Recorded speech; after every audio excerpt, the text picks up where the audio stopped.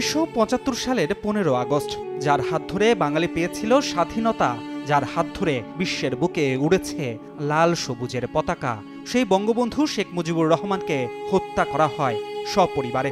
ঘাতকের নৃশংসতা থেকে রেহাই পায়নি পরিবারের কনিষ্ঠ সদস্য শেখ রাসেলও। নির্মমতা পৌঁছায় চরমে। শুধু তাই নয়, বঙ্গবন্ধু হত্যাকাণ্ডের পর স্বাধীনতা বিরোধী শক্তির কাছে ভয়ের কারণ ছিল জাতীয় চার নেতা, যে কারণে 15 আগস্টের পর 2.5 মাসের মাথায় কারাবন্দী জাতীয় এ চার নেতাকে হত্যা করে ঘাতকের দল। বঙ্গবন্ধুকে হত্যার সময় শেখ হাসিনা ও তার ছোট বোন শেখ রেহেনা পশ্চিম জার্মানিতে অবস্থান করায় বেঁচে যান। পরবর্তীকালে তিনি রাজনৈতিক আশ্রয়ে 6 বছর ভারতে অবস্থান করেন। তবে দলের পুনর্গঠনে প্রয়োজন ছিল দেশে ফেরা। বঙ্গবন্ধু কন্যাও ছিলেন দ্বিধান্বিত।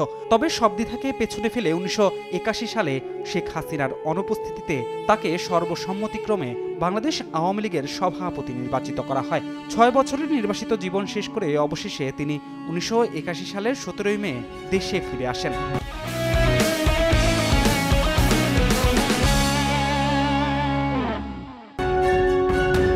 দেশে ফিরেই শুরু হয় দল গোছানোর কার্যক্রম, গণতন্ত্র পুনরুদ্ধারের লড়াই।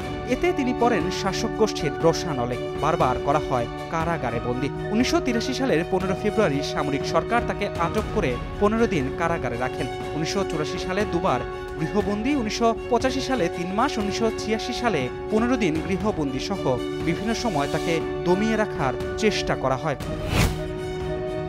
1987 সালের 10 নভেম্বর সচিবালয় ঘেরাও কর্মসূচি পালনকালে তাকে লক্ষ্য করে পুলিশের গুলিবর্ষণ হয়। 1988, 1991, 2000 সাল সহ হত্যার জন্য কমপক্ষে সশস্ত্র হামলা করা হয় 19 বার। তবুও দমে যাননি শেখ হাসিনা। 1996 সালে জনগণের ভোটে ক্ষমতায় আসে আওয়ামী লীগ, তবে আবারও ক্ষমতা হাতছাড়া হয় 2001 সালে। এরপরই জনগণের আস্থায় 2009 সালের 9ম জাতীয় সংসদ নির্বাচনে ভূমিধস জয় পায় শেখ হাসিনা নেতৃত্বাধীন আওয়ামী লীগ। সেই থেকে এখন পর্যন্ত আওয়ামী লীগ আছে ক্ষমতার আসনে। বিশিষ্টজনদের মত, স্বদেশ প্রত্যাবর্তনের পর শেখ হাসিনার দূরদর্শী নেতৃত্বেই আজ শক্তিশালী অবস্থানে বাংলাদেশ আওয়ামী লীগ। ধ্রুব ব্যানার্জি, সময় সংবাদ, ঢাকা।